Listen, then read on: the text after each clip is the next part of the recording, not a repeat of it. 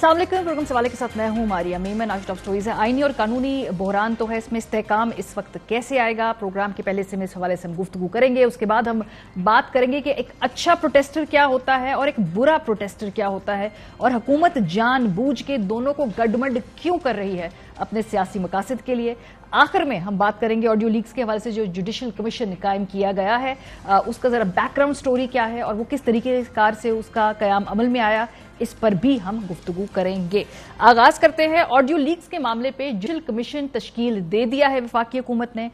जो सीनियर जज है काजी फाइज ईसा साहब, उनकी सरबराही में ये 3 रुकनी बेंच है। जो 2 मेंबरान और हैं उनमें इस्लामाबाद हाई कोर्ट के चीफ जस्टिस आमिर फारूक साहब, chief justice Balochistan high court Naeem Akhtar साहब। इसके TORs क्या है? 30 दिन के अंदर रिपोर्ट तो जमा करवानी है, लेकिन इसके TORs है क्या? ये कहते हैं जी कि कमीशन साबिक वजीर आला पंजाब और वकील की सुप्रीम कोर्ट के मौजूदा जज से मुतालिक ऑडियो लीक्स की तहकीकात करेगा। मखसूस बेंचेस के सामने मुकदमात समाअत के लिए मुकर्रर करने की तहकीकात भी की जाएंगी। साबिक वजीर आला चौधरी परवेज इलाही और सुप्रीम कोर्ट के मौजूदा जज की मुबैना ऑडियो लीक की तहकीकात भी होंगी। साबिक चीफ जस्टिस साकिब निसार और एक वकील की मुबैना ऑडियोज की तहकीकात भी की जाएंगी। कमीशन साबिक वजीर आजम और उनके पार्टी रहनुमाओं की सुप्रीम कोर्ट के अंदर लिंक्स के हवाले से ऑडियो की तहकीकात भी करेगा। कमीशन चीफ जस्टिस की खुशदामन की मुबैना ऑडियोज की तहकीकात भी करेगा। Commission chief justice Lahore high court के दामाद के हवाले से सामने आने वाली खबरों से मुतालिक भी तहकीकात करेगा। कमीशन इल्जामात साबित होने की सूरत में कानूनी कार्रवाई से मुतालिक तजावीज भी देगा, और अगर ये ऑडियो जाली हैं तो कमीशन इस हवाले से भी इंक्वायरी करके ये सामने लाएगा कि किसने ऐसी ऑडियोज बनाई और इनके खिलाफ कार्रवाई भी तजवीज करेगा। अब इसके ऊपर जो पाकिस्तान तहरीक इंसाफ का रद्द-ए-अमल आया वो इमरान खान साहब ने खुद ट्वीट किया। उन्होंने कहा कि वफाकी हुकूमत ने ऑडियो लीक्स के मामले पर 2017 की कमीशन ऑफ इंक्वायरी एक्ट के सेक्शन 3 के तहत इंक्वायरी कमीशन तश्कील दिया है। ताहम वफाकी हुकूमत की जानिब से तरतीब दिए गए टर्म्स ऑफ रेफरेंस में एक सोचा समझा नक्स या खला मौजूद है या जानबूझ कर छोड़ा गया है। ये TORs इस पहलू का हरगिज अहाता नहीं करते कि वजीर आजम के दफ्तर और सुप्रीम कोर्ट के हाजिर सर्विस जजेस की गैर कानूनी और गैर आईनी निगरानी के पीछे कौन है।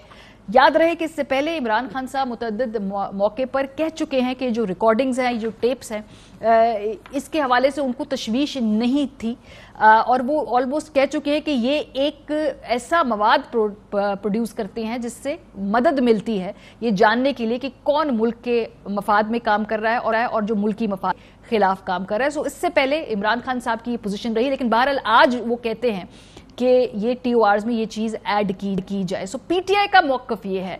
और साथ साथ हमने 2019 में जब काजी फाइज ईसा साहब की अहलिया सरीना ईसा साहिबा का केस चल रहा था, उनके असासों का केस चल रहा था, तो जो जवाब अदालत के अंदर काजी फाइज ईसा साहब ने जमा करवाया, उनका ये कहना था कि सुप्रीम कोर्ट इस बात की जांच करे कि जो जजेस हैं उनकी सर्वेलेंस कौन कर रहा है, क्योंकि उस वक्त अपने वकील मुनीर मलिक के जरिए जो उन्होंने जवाब दायर किया था उसमें उन्होंने कहा था कि स्टेट अपैरेटस को इस्तेमाल किया है हुकूमत ने उनकी बेगम की सर्वेलेंस करने के लिए, और उस पर बहुत बरहम थे और उन्होंने कहा कि इसकी तहकीकात होनी चाहिए। तो मोर और लेस ये उनके जो सर्वेलेंस और ऑडियो लीक, ऑडियो टेप्स के हवाले से या किसी भी किस्म की निगरानी के हवाले से ये मौक़िफ़ है काजी फाइज ईसा साहब का।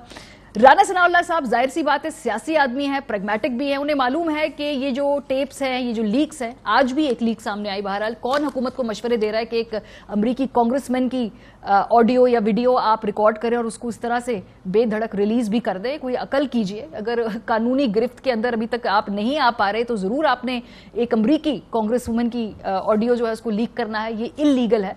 बहरहाल राना सनाउल्लाह साहब ये जानते हैं, उनको पता है कि जब अदालत में सब कुछ पेश होगा तो उसका क्या हशर होगा। वो क्या कहते हैं जरा सुनिए। मेरा ख्याल है कि लीगल वैल्यू जो है, यानी अगर आपने किसी को इस बुनियाद पे प्रोसिक्यूट करना है और प्रोसिक्यूट करके उसको सजा तक लेके जाना है, तो मेरा ख्याल है कि काफ़ी मुश्किल है। सुप्रीम कोर्ट ने कोई यानी 4-5 स्टैंडर्ड्स मुकर्रर कर दिए थे कि आप इस किस्म की किसी वीडियो को साबित करने के लिए जो है ना ये चीज़ें जो है ना ये होनी चाहिए।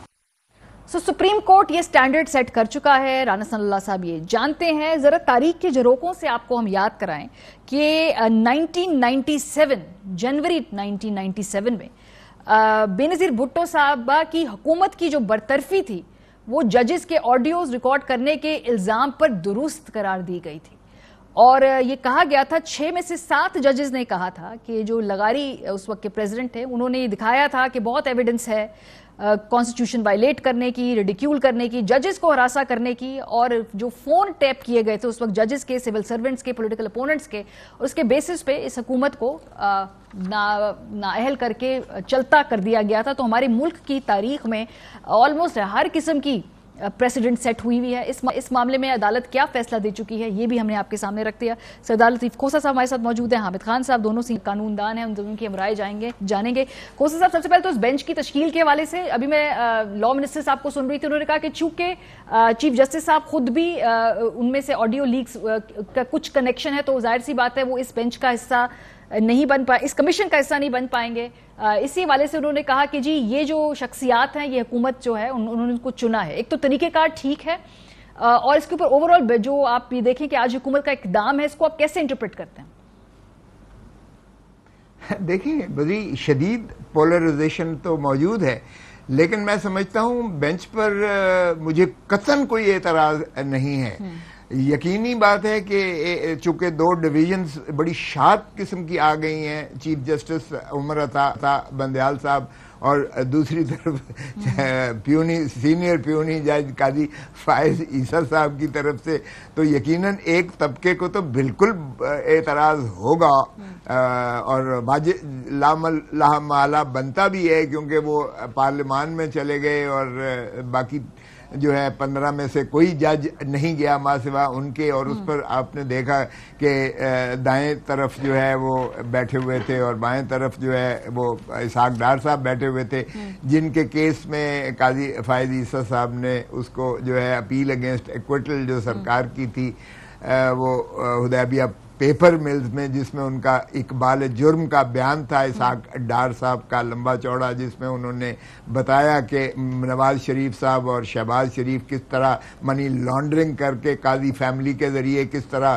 لیئرنگ کرتے تھے اماؤنٹس کی, اور وہ بڑا لمبا مفصل قسم کا بیان ہے. میری نظر میں وہ اوپن اینڈ شٹ کیس تھا, باہر کے اس کو تکنیکی بنیاد پر قاضی فائز عیسیٰ صاحب نے اس کو دفن کر دیا, اس کو مسترد کر دیا اور کہا کہ اتنی دیر کے بعد اس کو نہیں کھولا جا سکتا, حالانکہ فوجداری میں کوئی میعاد کی قدغن نہیں ہوتی ہے. لیکن باہر کیف تو وہ تنازع تو یقیناً ہوگا, لیکن میں یہ آپ کو ماریا بتاتا ہوں, قاضی فائز عیسیٰ صاحب سے اگر کوئی یہ توقع کرتے ہیں کہ وہ اس بات کی تہ تک نہیں پہنچیں گے تو یہ غلط فہمی میں ہے. جی کھوسہ صاحب, میں نے ایکچولی یہ پڑھ کے سنا ہے 2019 میں ہی واز ویری انہیپی کہ جو سرویلنس ہو رہی تھی, اور انہوں نے اپنا جو سپریم کورٹ کے اندر یہ جواب داخل کروایا تھا اس وقت, اس کے اوپر بھی انہوں نے کہا کہ اس تہ تک پہنچے کہ بھئی یہ کیوں ہو رہا ہے, یہ ساری نگرانی کیوں ہو رہی ہے. سو ان کی پرنسپل پوزیشن تو مور اور لیس ہمیں شاید معلوم ہی ہے اس حوالے سے.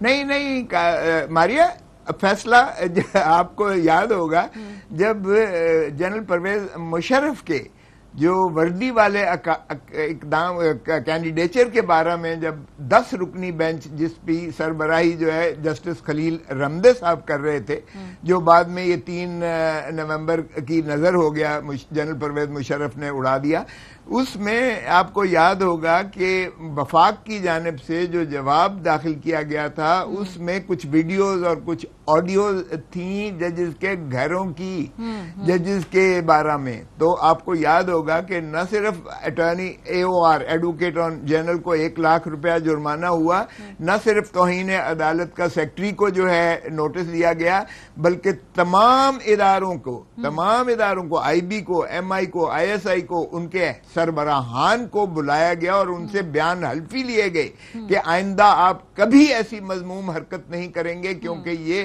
غیر آئینی ہے, غیر قانونی ہے کہ اس طرح سے آپ ٹیپ ریکارڈنگ کریں یا آڈیوز بنائیں یا ویڈیوز بنائیں. اس وقت یہ بتائیے, یہ جو TORs ہیں ان کی ترتیب ہم نے آپ کو پڑھ کے سنا بھی دی, یہ جو TORs کی بنائے ہیں حکومت نے, اس میں تو لگ رہا ہے کہ خاص طور پہ ایک سیاسی اینگل سے اس لینس سے حکومت چاہتی ہے کہ تحقیقات ہوں.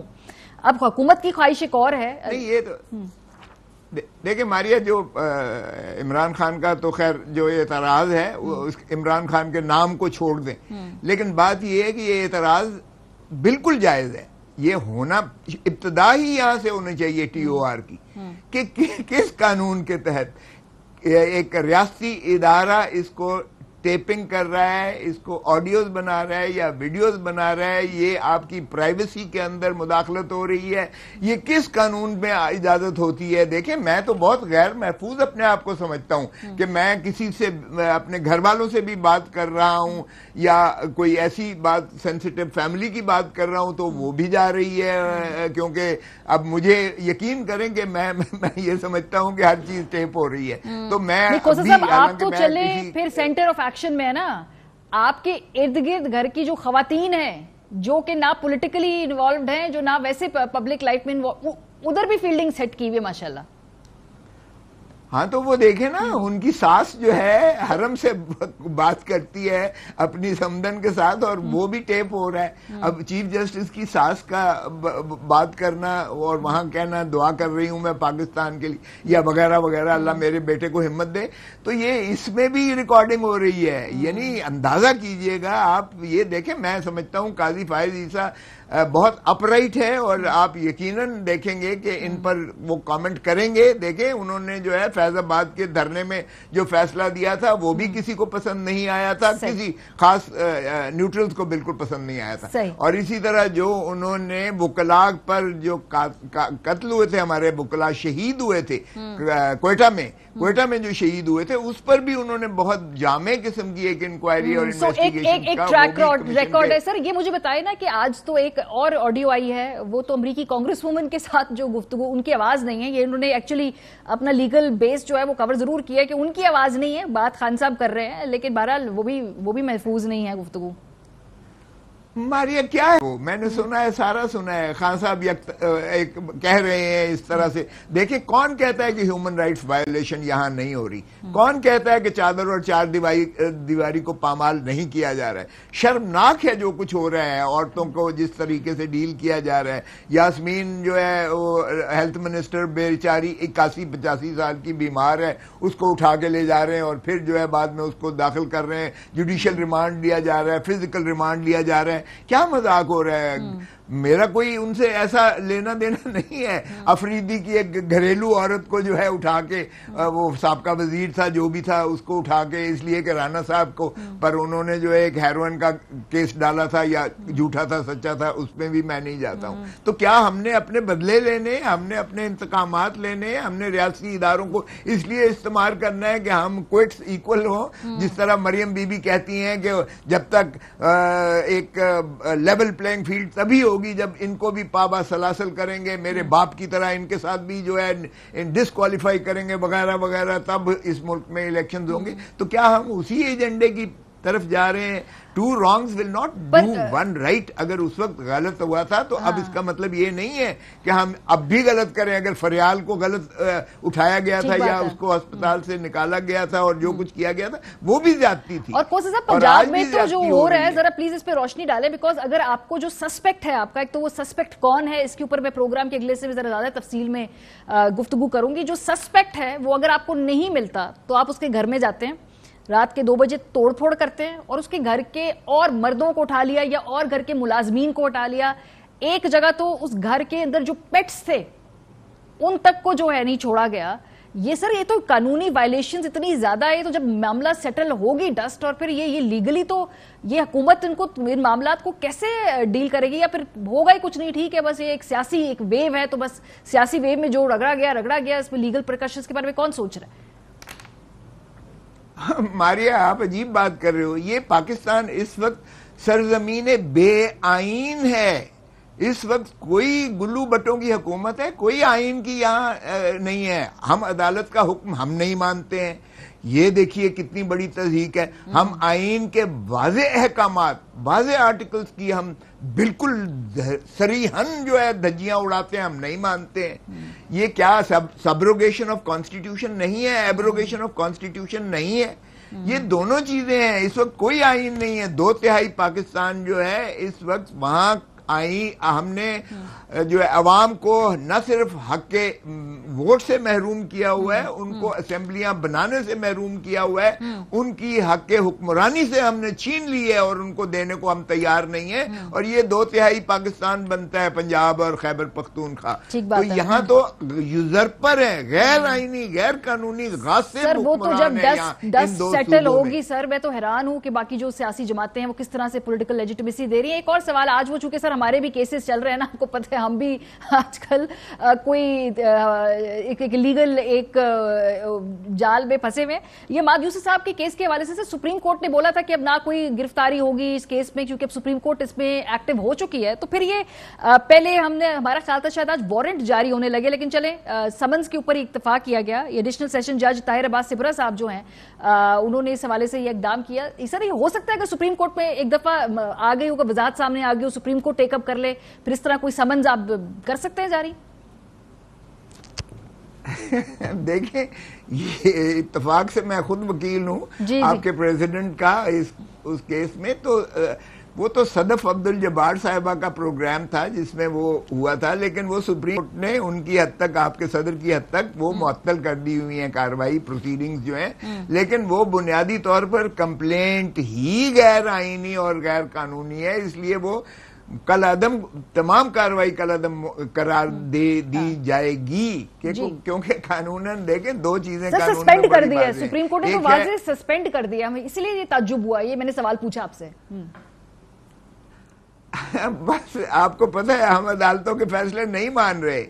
ہم عدالتوں کے فیصلے، ہائی کورٹ بیل لیتی ہے، سسپینڈ کرتی ہے، کواش کرتی ہے، ہم اس کو نہیں ریلیز کرتے، ہم ایک اور کیس میں گرفتار کر لیتے ہیں. ہم تو میں نے عرض کیا نا کہ اس وقت سرزمین بے آئین ہے پاکستان. تو پھر اگر ایسا نظام چلے گا اس میں تو ڈسٹ کب سیٹل ہوگی؟ اللہ کرے کہ ڈسٹ سیٹل ہو جائے، کیونکہ 12 اگست تک تو یہ حکومتیں ہیں.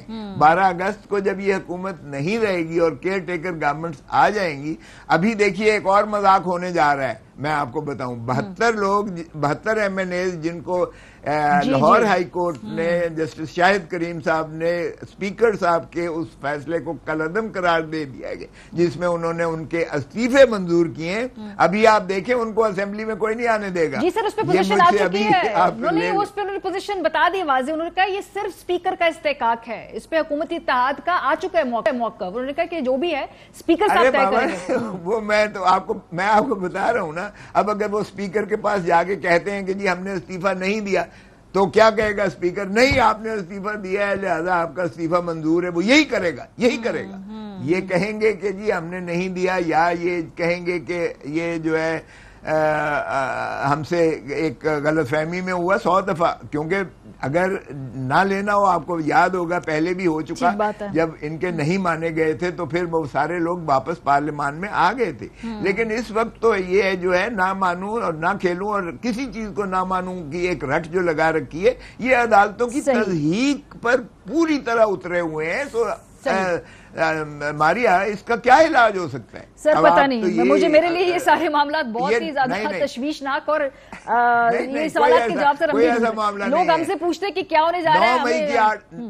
ہم آپ سے پوچھتے ہیں 9 مئی کی آڑ میں ہم نے 9 مئی کی آڑ میں ہم نے سب کچھ دبا دیا. 9 مئی کی آڑ میں سب کچھ دبا دیا، ہم نے دفن کر دیا عوام کے حقوق، دفن کر دیا ہم نے الیکشنز کو کیا ہونا ہے، دفن کر دیا ہم نے مہنگائی، دفن کر دیا ہم نے جو ہے انفلیشن کتنا ہو رہا ہے اس وقت، افراط زر کیا ہے، آپ کا جو ہے ملک ڈیفالٹ میں جانے کی طرف جا رہا ہے یا نہیں جا رہا ہے، آپ کی جی ڈی پی گروتھ کیا ہو رہی ہے، آپ کا بجٹ کون بنائے گا، کس طرح ہوگا. بہت سارے عام سوالات ہیں سر. بس آخری سوال تھوڑا سا اور کلیریفیکیشن کر دیں. تو پھر اس کا مطلب ہے کہ لوور کورٹ سر سمن نہیں کر سکتی اگر ایک مرتبہ سپریم کورٹ اس پوری کارروائی کو سسپینڈ کر دے.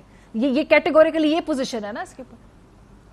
ایسا ہی ہے، بالکل ایسا ہی ہے. ٹھیک ہے، بہت شکریہ سردار. آپ پر تو پھر بھی رعایت کی انہوں نے کہ سمن جاری کیے. اگر وہ گرفتار کر کے تو ایک دفعہ تو آپ کو پھر ثابت کرنا پڑ جاتا نا. یہ اندھیر نگری ہے. ایک دفعہ ماریا ایک justice Kayani, M R Kayani ہوتے تھے، بڑے جید چیف جسٹس، تو انہوں نے ایک کتاب لکھی ناٹ دا ہول ٹروتھ. اس میں ایک چھوٹا سا چوٹلا لکھا کہ ایک خرگوش سٹ پٹ بھاگا جا رہا تھا جنگل میں. لوگوں نے جانوروں نے بڑی روکنے کی کوشش کی، لیکن بالآخر وہ جب ہف کے گر پڑا تو پوچھا انہوں نے بھائی بتاؤ تو کیا ہوا ہے, اس نے کہا ہاتھیوں کو ریڈ لگی ہوئی ہے, ہاتھیوں کو پکڑ رہے ہیں. تو انہوں نے کہا یہ نسبت تو ایک خرگوش ہے.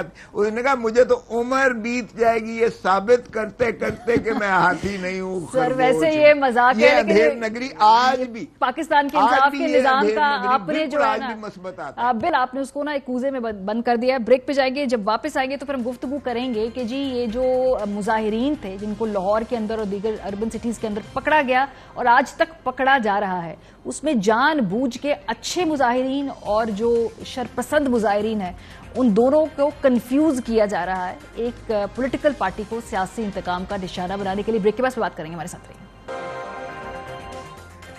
Welcome back. 9 مئی کو جو اس ملک کے اندر ہوا, جس طرح سے املاک کو آگ لگائی گئی, اس کو تو کوئی بھی ذی شعور جو ہے نہ ایکسیپٹ کر سکتا ہے نہ اس کو ڈیفینڈ کر سکتا ہے, اور اس حوالے سے جو بھی اقدامات ہوں قانون اپنی حرکت میں آئے اور جس نے بھی یہ کام کیا ہے اس کو ضرور سزا دینی چاہیے.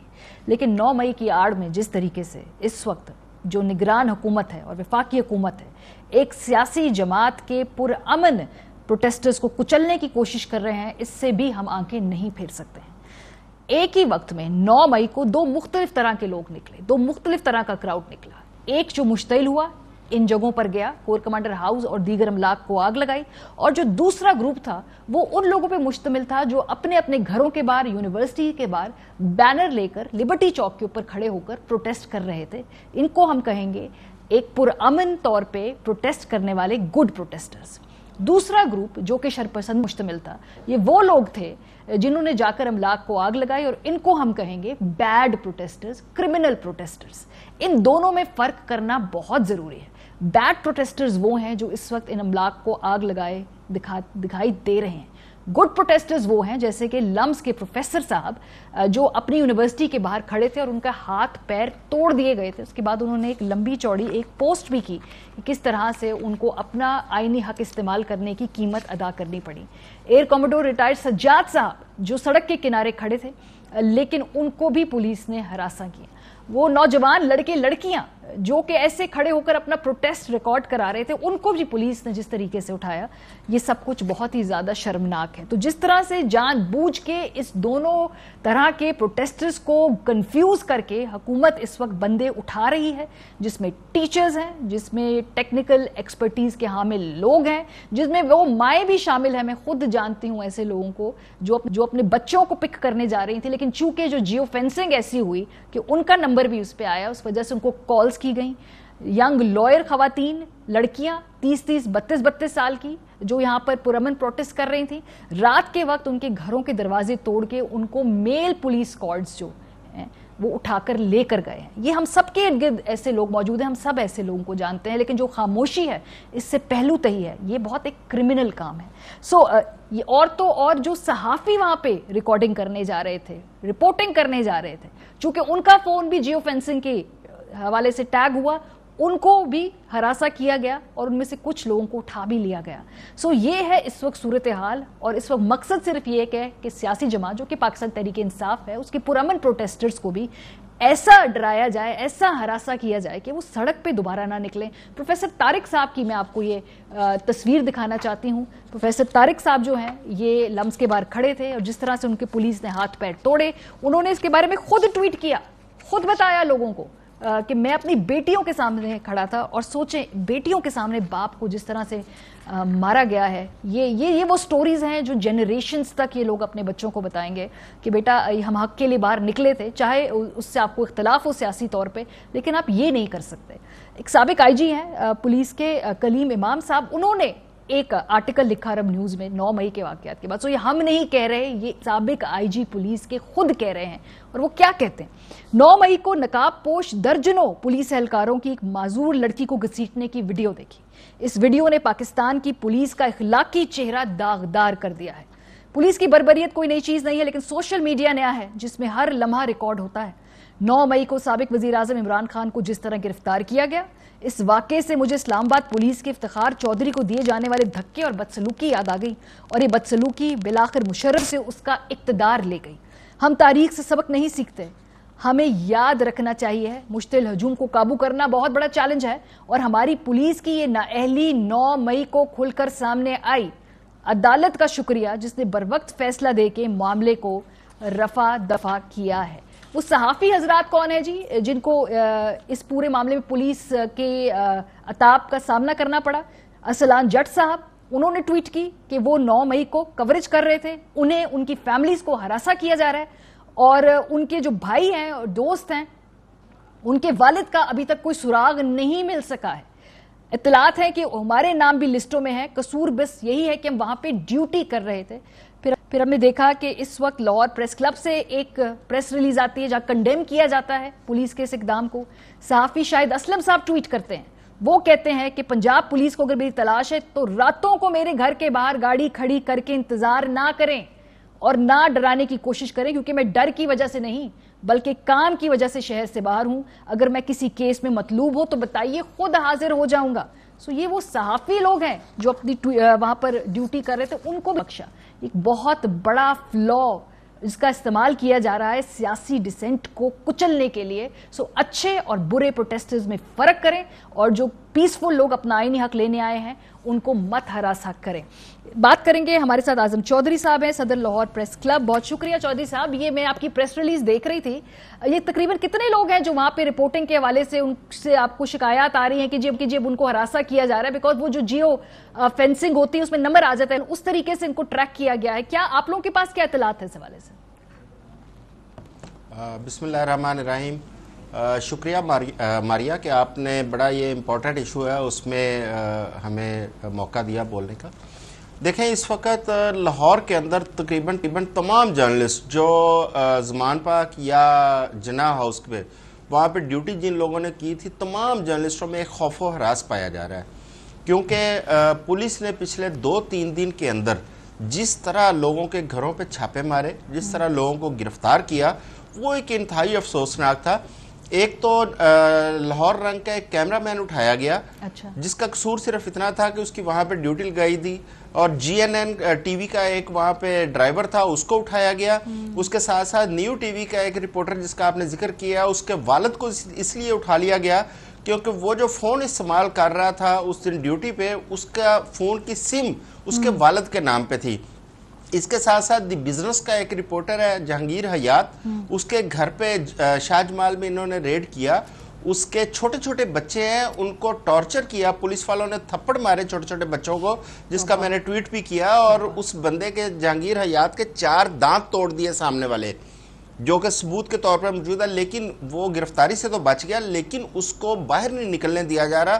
اب وہ پچھلے 3 دن سے وہ لوگ بے گھر ہیں، اپنے گھر نہیں جا پا رہے، اس کے بچے وہ اپنے بچوں کو لے کے درب بہت بڑا ٹراما۔ لیکن چوئی صاحب، آپ نے کیا یہ بتایا ہے پولیس کو کہ بھئی یہ صحافی ہے؟ کیونکہ اور ایک تو بات ہے کہ اچھے اور برے پروٹیسٹرز میں انہیں فرق کرنا آتا ہے، یہ نہ ہمیں بتائیں کہ جی ہمیں نہیں معلوم، ان کو اچھی طریقے سے پتا ہے کہ کون جو ہے شرپسند ہے، ان کو پکڑتے کیسے، انہیں گھیرتے کیسے ہیں۔ لیکن یہ اکراس دا بورڈ جو آپ دیکھ رہے ہیں پوری دہشت پھیلائی جا رہی ہے، یہ آپ سمجھ رہے جان بوجھ کے ہے کہ آپ نے اپنے کنسرنز ان کو بتائے ہیں کہ بھئی صحافیوں کے ساتھ بھی آپ لوگ یہ کر رہے ہیں؟ جی، میری اس پہ گورنمنٹ سے بات ہوئی، جو ہمارے وزیر اطلاعات ہیں عامر میر صاحب، کیونکہ لاہور پریس کلب کے وہ فارمر پریزیڈنٹ بھی ہیں جی، اور وہ بڑے پازیٹیو ہو کے ہمارے ساتھ کھڑے بھی ہیں۔ انہوں نے جو کیمرہ مین ہمارا نیو کا پکڑا گیا تھا وہ بھی انہوں نے چھڑوایا، اس کے بعد کیپٹل کے رپورٹر کو بھی انہوں نے ہی چھڑوایا، اور انہوں نے کل میں نے ان سے لسٹیں شیئر کی ہمارے تمام اداروں کے جتنے جرنلسٹ، ہمارا DSNG کریو یا باقی لوگ وہاں پہ ڈیوٹی پہ موجود تھے، ان تمام کی تفصیلات اور ان کے فون نمبر میں نے ان سے شیئر کیے۔ لیکن یہ مسئلہ اس طرح حل نہیں ہو رہا تھا۔ اس کا آخری حل پھر مجھے یہی سمجھ آیا، میں نے آج لاہور ہائی کورٹ میں ایک پٹیشن دائر کی ہے تاکہ ہمارے لوگ جس طرح ان کے اندر ایک خوف و ہراس پھیلایا جا رہا ہے، ان کو ڈرایا جا رہا ہے، تو کم از کم ان کو ایک قانونی تحفظ مل سکے۔ لیکن میں ابھی تک جو ہے نا مجھے پریشانی کا سامنا ہے، کیونکہ ہمارے بہت سارے ایسے لوگ ہیں جو مجھے فون کر رہے ہیں کہ کوئی ان کے گھروں کے باہر پولیس چکر لگا رہی ہے، کہیں گاڑیاں پھر کیوں کر رہے ہیں؟ مطلب آپ تو باخبر انسان ہیں، تو یہ صحافیوں کو کیوں، کیا یہ جان بوجھ کے اس پورے جو وہ جھکڑ چل رہا ہے اس کی زد میں آ گئے ہیں، یا یہ بھی کوئی جان بوجھ کے حکومت ایک پیغام دے رہی ہے کہ جی گھر بیٹھے آپ لوگ بھی، ورنہ آپ کا بھی یہی پھر آگے حال ہوگا؟ میرا خیال ہے کہ یہ پولیس کو جو اتنے وسیع اختیارات ملے ہیں، یہ پولیس ان اختیارات کا ناجائز استعمال کر رہی ہے، اور اس وقت ایک خوف و ہراس کی فضا اس لیے قائم کی جا رہی ہے کہ جرنلسٹ جو ہے تھوڑا سا جو اپنی رائے دیتا ہے وہ اپنی رائے دینے سے باز آ جائے، اجتناب کرے، اپنی رائے نہ دے، جو اس کو کہا جائے وہی بولے، جو اس کو کہا جائے وہی لکھے۔ لیکن اس طرح نہیں ہوتا، یہ ممکن نہیں ہے۔ اظہار رائے پر آپ اتنی پابندیاں نہیں لگا سکتے، اگر اتنی پابندیاں لگائیں گے تو آپ دیکھیں کیا اس سے ہماری جمہوریت ہو وہ مضبوط ہوگی۔ سر وہ وقت ہو گیا اعظم صاحب، مجھے لگتا ہے بھی سوالات کے لیے بہت دیر ہو چکی ہے۔ بہت شکریہ، آپ نے اپنا ٹائم ہمیں ایکسپلین کیا کہ اس وقت کون سے کس سے منسلک جو صحافی ہیں وہ زیر عتاب ہیں۔ بریک پہ جائیں گے، جب واپس آئیں گے ہمارے ساتھ راجہ محسن ہمارے کورسپونڈنٹ ہے سپریم کورٹ اور عدالتی معاملات دیکھتے ہیں، ان سے جو آج جوڈیشل کمیشن کی تشکیل ہوئی اس حوالے سے اور کچھ ملاقاتیں ہوئی اس پہ بات کریں گے۔ بریک کے بعد ہمارے ساتھ رہیے۔ ویلکم بیک جی۔ آڈیو لیز کے معاملے پہ جو جوڈیشل کمیشن بنا ہے اس کے حوالے سے اور کچھ اہم ملاقاتیں ہوئی ہیں سپریم کورٹ اور ہائی کورٹ کے سینئر ججز کے ساتھ، اس پہ بات کریں گے اور اگلے ہفتے جو اہم کیسز ہیں اس پہ ذرا اپڈیٹ لیں گے۔ ہمارے ساتھ موجود ہے راجہ محسن، کورسپونڈنٹ ایئر وائی نیوز کے، عدالتی معاملات دیکھتے ہیں، سپریم کورٹ کے معاملات سے بھی آگاہ ہیں۔ بہت شکریہ محسن۔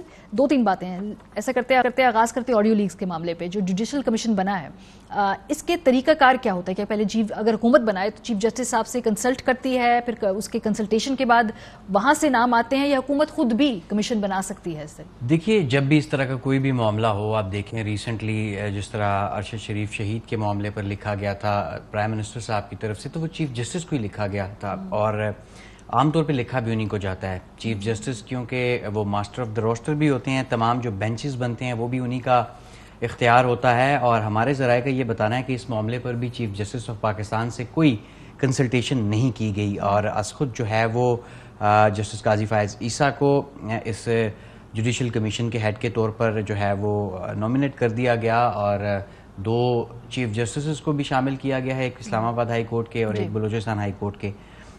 تاہم یہ بڑا حیران کن ہے کہ چیف جسٹس کو اس چیز کا علم ہی نہیں تھا، اور اس سے پہلے بھی جب پارلیمنٹ میں بھی گئے تھے جسٹس قاضی فائز عیسیٰ تو اس وقت بھی چیف جسٹس آف پاکستان کے علم میں یہ بات نہیں تھی، اور بعد میں وہ چیف جسٹس کے پاس پہنچے بھی۔ مجھے یاد ہے وہ رمضان چل رہا تھا اور افطاری سے کچھ دیر پہلے چیف جسٹس آف پاکستان کے پاس آئے، ایک ملاقات ہوئی، اور اس کے بعد سپریم کورٹ آف پاکستان کی ترجمان کی طرف سے باقاعدہ اس معاملے پر بھی اعلامیہ سامنے آیا تھا۔ تاہم اب دیکھیں، آپ نے نوٹیفیکیشن کے ٹی او آرز تو دیکھ لیے ہوں گے جس میں یہ کہا گیا کہ سپریم کورٹ کے سابق چیف جسٹس، موجودہ چیف جسٹس، سپریم کورٹ کے ایک موجودہ جج، سابق لائرز، تمام چیزیں شامل کر لی۔ لیکن کیا ہی اچھا ہوتا کہ اگر جسٹس قیوم ملک والی چیزیں بھی شامل کر لیتے، وہ تمام چیزیں پھر ایک ہی دفعہ۔